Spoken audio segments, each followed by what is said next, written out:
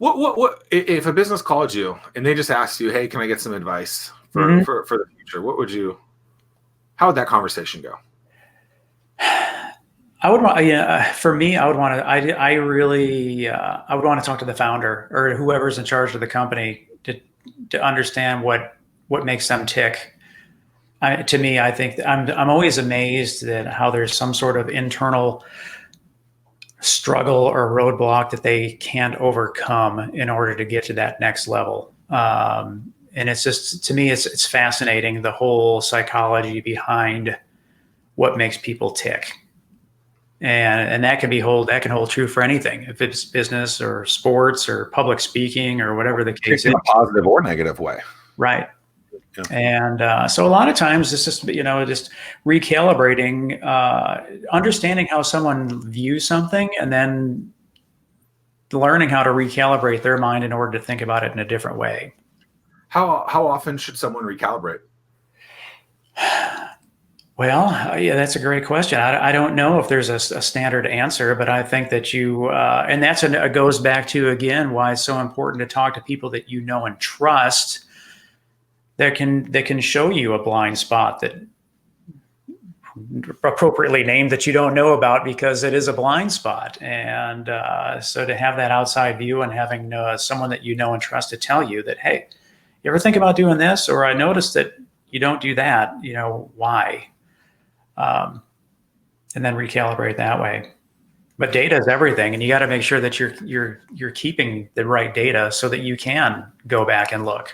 And speaking of data, if they started bringing up things like, "Oh, the world's in, the world's in a tornado, everything's going like that," I would question that and say, "Well, give me more context, right? Because Right. I'm going to spit off 3 industries right now that are absolutely killing it. Mm-hmm.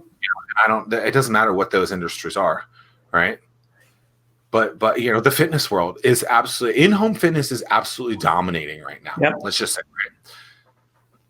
But if you were to talk to someone, Tesla is absolutely killing it now, it sounds like, right? Apple is absolutely killing it. Things around that kind of remote communication telecommunication is probably absolutely killing it right now. I don't Yep. know. Those would be my guesses, right? Yeah. But when someone says, "Oh, people aren't spending money," I would say, I need you to really prove that point. Right. Right. Because and then the next point of that is, where are you getting your information, and are you consuming way too much of that? Right. Because that information, anyone that's really a go-getter, again, realize that 2020 was the year to get ahead, the year to move even further ahead than to listen to the world's going to crumble, the United States is going to crumble type of thing. Yeah. Because yes, I understand that there are plenty of people who have had really, really bad years.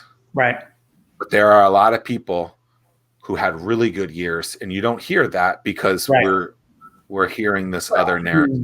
People might not be spending money on Carnival, but at the same time, they may be taking that money that they would spend on a cruise, and then now they are remodeling their bathroom, or they're remodeling a room in their house. So home construction is killing it, is because people are just reallocating how and where they're spending their money. Well, and maybe you had been thinking to yourself, I really want to rethink the way that we do business.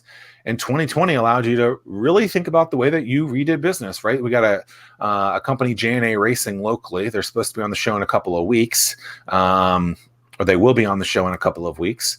So stay tuned for that. But maybe they had been thinking about, hey, how do we rethink the race world, right? And now they're coming out with virtual events. There's other ways for them they're doing a trail run, which they had never done before. And so you have to be thinking, again, it's think about those 2 examples. The Starbucks on one side of the street, they move across the street 1.5 doors or blocks down the road, and the bigger space actually is worse for them. Yeah. Or that one restaurant that I mentioned that was 3 doors down, not to be confused with the band. Right. If I go crazy, then will you still be my kryptonite? Oh God. January 7th, Zach Miller Says is singing. In college, that's we would do karaoke, and That's the song that I'd always. Right. um, but that company that had 30 seats then tripled in size and actually failed within a couple of weeks. There's a book that Damon John wrote called The Power of Broke, and the premise of the story is when you act like you have no money, you can make a lot better decisions. Right. So, as a business owner, as a person, what can you do to think about the power of broke? I think it's very, very. You just don't. You don't get crazy with spending. You don't over indulge in things that are unnecessary, I think. Yeah. So.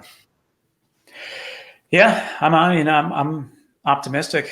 I was optimistic in 2020, and I remain optimistic for 2021. Well, I think it was a good year for you. Boston qualified. That's a big check off the box. Yeah. And it'll be exciting to see you actually do that when races resume. Have they announced what they're going to do with that? Do you think they'll have it? I guess at last I've heard they're hoping to do something in September, but the April race, when it traditionally happens, that has been postponed. How many people normally run that race? I don't know. Tens of thousands, though. 30, 40,000 maybe.